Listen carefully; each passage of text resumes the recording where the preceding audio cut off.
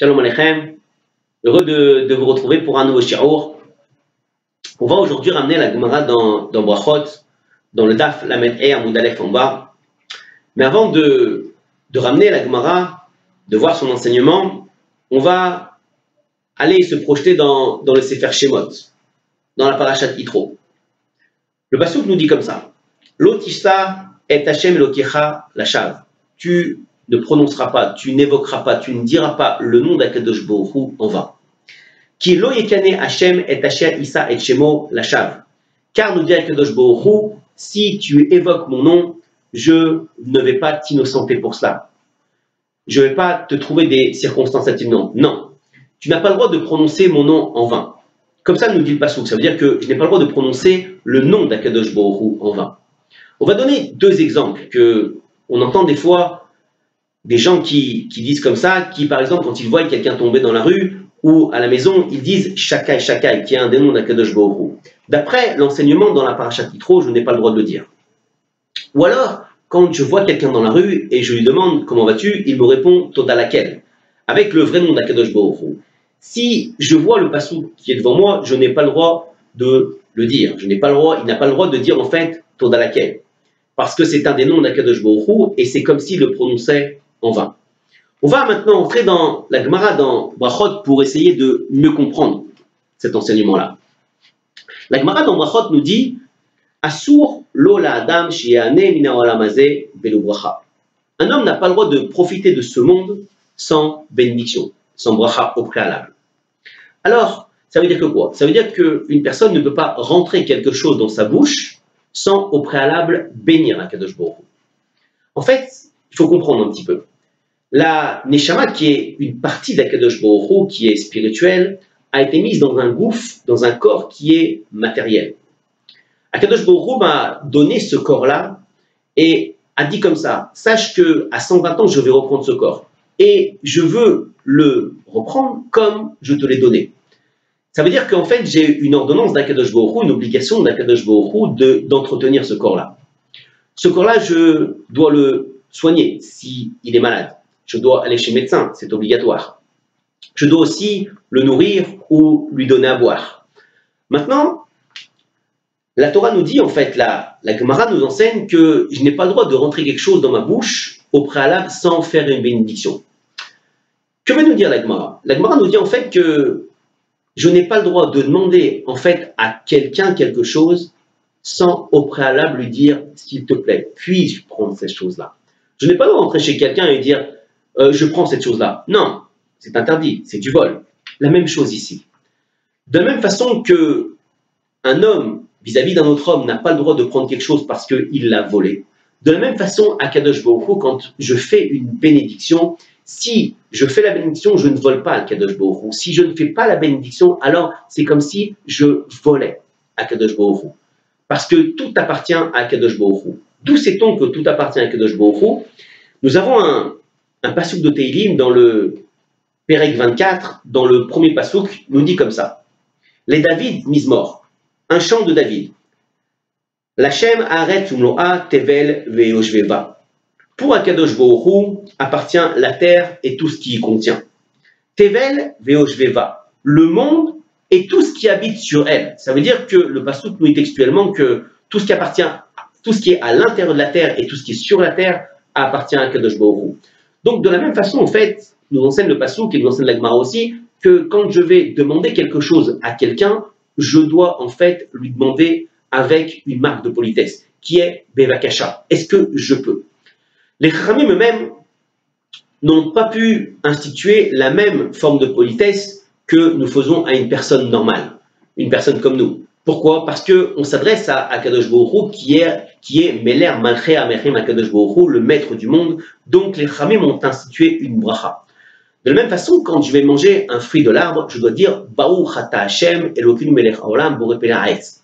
Donc c'est ce que nous ont institué les Chachamim. Ils ont institué une marque de politesse pour parler à Akadosh Baruch Hu.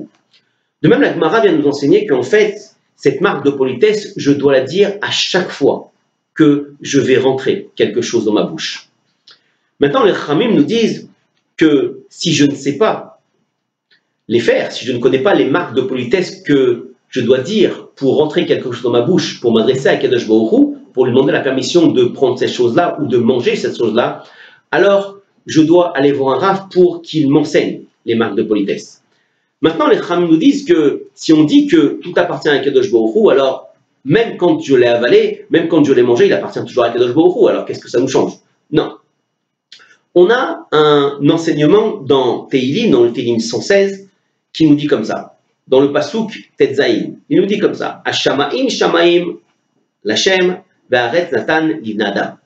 Les cieux et le ciel appartiennent à Kadosh Baruch Hu.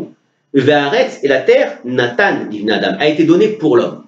Les Chachamim font une distinction entre deux choses. C'est vrai que tout appartient à Kadosh Baruch Hu. Ça appartient à Kadosh Baruch Hu à quel moment? Au moment où je ne fais pas la bénédiction, où cette personne-là va mettre quelque chose dans sa bouche, et là, on va considérer qu'il a volé à Kadosh Baruch Hu. Mais du moment que cette personne-là a mis quelque chose dans sa bouche, et au préalable, il a fait une bénédiction, donc en fait, cet aliment-là, cette chose-là m'appartient. Et là, je peux la manger. Elle est ma propriété, en fait. C'est ce que vient nous enseigner le Pasuk. Le Pasuk nous dit qu'en fait, tout appartient à Kadosh Baruch Hu. Sache que tout appartient à Kadosh Baruch Hu, et si tu vas profiter de ce monde-là sans au préalable bénir cette chose-là, alors tu vas voler à Kadosh Baruch Hu, parce que tout lui appartient. Mais du moment que tu as commencé à bénir, et que tu as béni ce fruit ou l'aliment que tu vas mettre dans ta bouche, cet aliment t'appartient. Tu peux le mettre dans ta bouche, et tu auras fait la marque de politesse qui s'adresse à Kadosh Baruch Hu. Maintenant, les Chachamim nous disent que, et là on va donner plusieurs exemples pour en revenir au pasuk dans la parashat Yitro qu'on a vu jusqu'à maintenant, comment je peux prononcer le nom d'Akadosh Baruch Hu en vain. Tout simplement, je suis en train de faire une bénédiction, et on va prendre la même bénédiction qu'on a fait jusqu'à maintenant, Baruch Ata Hashem Elokim melech haolam borei pei ha'etz, mais je dirais Baruch Ata Hashem. Je dis seulement Baruch Ata Hashem. Et malheureusement, le fruit me glisse des mains. Je viens pour le ramasser, il est impossible de le manger parce que ce fruit-là est répugnant, il est tombé par terre et il est impossible de le manger. Donc maintenant, j'ai dit Baruch Ata Hashem. Donc, si on voit la paracha dans Yitro, j'ai prononcé le nom d'Akadosh Baruch Hu en vain, sans raison. Alors, tout de suite, on va se référer au Teilim 119, où là-bas c'est marqué Baruch Ata Hashem lamedeni rukecha. Si maintenant, l'aliment est tombé quand j'ai dit Baruch Ata Hashem, je finirai le verset ou la bracha par lamedeni rukecha. Enseigne-moi tes décrets. En fait, ça me prouve que quoi? Que en fait, je n'aurais pas transgressé ce que me dit la paracha dans Yitro de dire le nom d'Akadosh Baruch Hu en vain, parce que j'ai fini par lamedeni rukecha. La même chose, si maintenant je vais dire une bracha entière. Exemple. Je vais par exemple dire Baruch Ata Hashem Elokeinu melech haolam borei pei ha'etz. Et juste avant de mettre le fruit dans ma bouche, l'aliment tombe par terre. Et il est aussi répugnant, impossible de le manger. Alors, j'ai tout de suite une ordonnance des Chachamim de dire Baruch Shem Kevod Malchuto Leolam Vaed. Comme ça, les Chachamim expliquent. Donc, on comprend que deux choses pour l'instant. Que quand maintenant, si le fruit tombe au milieu de la bracha, j'ai dit Baruch Ata Hashem, je vais finir lamedeni rukecha. Mais si j'ai fini la bracha complètement et que le fruit, je n'ai pas pu le manger, alors je vais dire Baruch Shem Kevod Malchuto Leolam Vaed. Alors, Baruch Shem Kevod Malchuto Leolam Vaed, c'est un enseignement qui est tout nouveau. Parce qu'il est enseigné aussi dans le Kriyat Shema. On le fait 3 fois par jour. On le fait une fois à Shacharit, une fois à Arvit et une fois au Kriyat Shema avant d'aller dormir. Maintenant, quand on voit dans la parasha Vayikranan, on voit qu'il est marqué Shema Israël, Hashem Elokeinu, Hashem Echad. Shema Israël, écoute Israël. Hashem Elokeinu, l'Éternel ton Dieu, Hashem Echad qui est unique. Quand je vois le Kriyat Shema qui est enseigné dans Vayikranan, il n'est pas marqué Baruch Shem Kevod Malchuto Leolam Vaed. Et puis, pourquoi les Chachamim ont voulu dire que quand quelqu'un a fait une bracha en entière, on est obligé de dire Baruch Shem Kevod Malchuto Leolam Vaed. Quel est le lien entre la bracha et Baruch Shem Kevod Malchuto Leolam Vaed? Alors pour ça, on est obligé de revenir dans la paracha qui se trouve à la fin du Sefer Bereshit. Là-bas, dans Sefer Bereshit, dans le Pérec, même tête, 49, le passouk nous dit comme ça. Vaïkra Yaakov el Banav. À la fin du Sefer Bereshit, on voit que Yosef s'est dévoilé à ses frères et on voit que Yosef a demandé à Yehuda, est-ce que mon père est encore vivant? Yosef lui annonce que son père est encore vivant, donc il demande à Yehuda de dire à son père de venir en Égypte. C'est ce qu'il a fait.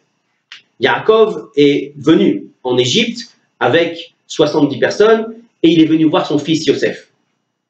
Au moment où Yaakov était en Égypte, il a fini sa vie là-bas et au moment où il allait mourir, il a demandé à Yosef d'emmener ses enfants, Ephraïm et Ménaché, pour les bénir. Une fois qu'il a béni Ephraïm et Ménaché, il a demandé à ses enfants, à ses fils, de venir aussi pour qu'il les bénisse. La Gemara dans Psachim, dans le Daf Nunvav, Amud Aleph, nous dit comme ça, qu'au moment où Yaakov est venu pour bénir ses enfants, il a voulu leur dévoiler l'avenir. Comme ça nous dit la Gemara. Bikesh Yaakov legalot ketz ayamim lebanav. Il a voulu dévoiler l'avenir de ce qui allait se passer à ses enfants. Et puis, Akadosh Baruch Hu a fermé son esprit. Venistalka memenu ha-shechina. La shechina s'est complètement fermée. Alors Yaakov a dit à ses enfants, est-ce que vous croyez à Akadosh Baruch Hu? Vous avez toujours Akadosh Baruch Hu dans votre cœur? Parce qu'il a eu peur que, vu qu'il allait à ce moment dévoiler l'avenir à ses enfants, et sa tête en fait s'est complètement fermée, il a complètement oublié ce qu'il allait leur dire. De la même façon, quand je vais voir un rave et je vais lui demander une bénédiction, une bracha, et puis ce rave me dit, je vais te dire la réponse, et d'un seul coup il me dit, j'ai oublié la réponse. Alors on va dire, c'est pas un rave, il me dit pas la réponse. De la même façon ici, on va expliquer que quand Yaakov est venu dévoiler à ses enfants que ce qui allait se passer, en fait, à ce moment-là, il a complètement oublié. Qu'est-ce qu'il a dit? Qu'est-ce qu'ils ont dit ses enfants? Ses enfants lui ont répondu et lui ont dit tout de suite, Shema Israël, écoute Israël. Israël ici, et c'est le même terme qu'on parle dans le Passouk, dans la Parasha Veitranan, quand on dit Shema Israël, écoute Israël. Israël, c'est le deuxième nom de Yaakov.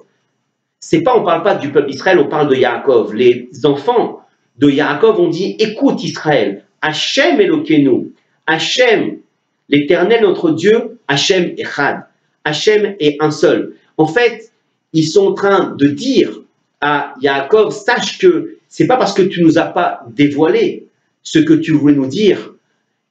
En fait, on croit toujours à Akadosh Baruch Hu à ce moment-là. Ne crois pas que tu as diminué le nom d'Akadosh Baruch Hu parce qu'il ne nous a pas dévoilé ce qu'a dit Akadosh Baruch Hu. On croit toujours à Akadosh Baruch Hu. On a l'impression que, en fait, Yaakov a pensé que, vu qu'il n'a pas pu leur dévoiler ce qu'il voulait leur dire, c'est comme s'il a diminué le nom d'Akadosh Baruch Hu. Les enfants de Yaakov lui ont dit tout de suite, non, ne crois pas ça. En fait, ne crois pas que tu as diminué le nom d'Akadosh Baruch Hu. Tout de suite, au moment où les enfants de Yaakov ont dit Shema Israël, Hachem Elokeinu, Hachem Echad, tout de suite, Yaakov a répondu Baruch, Shem Kevod Malchuto, Leolam Vaed. Béni, Shem, le nom, Kavod Malchuto, de son respect du roi, du respect du roi, Leolam Vaed pour l'éternité. De là, on a pris le minag de le dire aussi dans le Kriyat Shema, quand on fait le Kriyat Shema 3 fois par jour. On dira Baruch Shem Kevod Malchuto Leolam Vaed, juste après avoir dit Shema Israël, Hachem Elokeinu, Hachem Echad. Alors, on voit tout de suite que, vu que, pourquoi il a voulu dire ça? Yaakov, en fait, il a béni le nom d'Akadosh Baruch Hu quand le nom d'Akadosh Baruch Hu allait être rabaissé. Parce qu'il a pensé que le nom d'Akadosh Baruch Hu allait être rabaissé, parce que tout simplement, quand il a voulu leur dévoiler ce qu'il voulait leur dire, Akadosh Baruch Hu a fermé son esprit. De la même façon, quelqu'un qui va bénir. Quand quelqu'un fait une bénédiction, il dit Baruch Ata Hashem Elokeinu Melech Haolam Borei Peretz. Et à ce moment-là, le fruit tombe de sa main. Il ne peut pas le manger, le fruit. Pourquoi? Parce qu'il est répugnant. Donc à ce moment-là, on a banni le nom d'Akadosh Baruch Hu, on a dit le nom d'Akadosh Baruch Hu en vain, sans raison. Tout de suite, on doit dire, les Chachamim ont institué Baruch Shem Kevon Malchuto Leolam Vaed. C'est de là que vient la raison qu'on dit à chaque fois qu'on fait une bénédiction en vain, ou alors qu'on ne peut pas manger un fruit parce qu'il est tombé, on dit cette demande-là, cette requête, Baruch Shem Kevon Malchuto Leolam Vaed. Pour dire qu'au moment où j'ai fait la bénédiction, le fruit m'est lâché des mains, donc je n'ai pas pu glorifier le nom d'Akadosh Baruch Hu. Donc c'est un peu comme si je l'ai baissé le nom d'Akadosh Baruch Hu. Mais le fait que je dis Baruch Shem Kevon Malchuto Leolam Vaed, comme Yaakov a fait en face de ses enfants, alors c'est comme si je remettais la gloire d'Akadosh Baruch Hu. Et c'est pour ça que les Chachamim ont institué qu'à chaque fois que je vais faire une bracha et que je vais dire une bracha en vain, où je ne vais pas finir par manger le fruit à la fin parce que le fruit est tombé, ou alors il est répugnant, je ne peux pas le manger, alors on va finir par dire Baruch Shem Kevon Malchuto Leolam Vaed. C'est la raison pourquoi les Chachamim ont institué qu'à chaque fois que je vais faire une bénédiction en vain, je dois dire à la fin Baruch Shem Kevon Malchuto Leolam Vaed. Merci.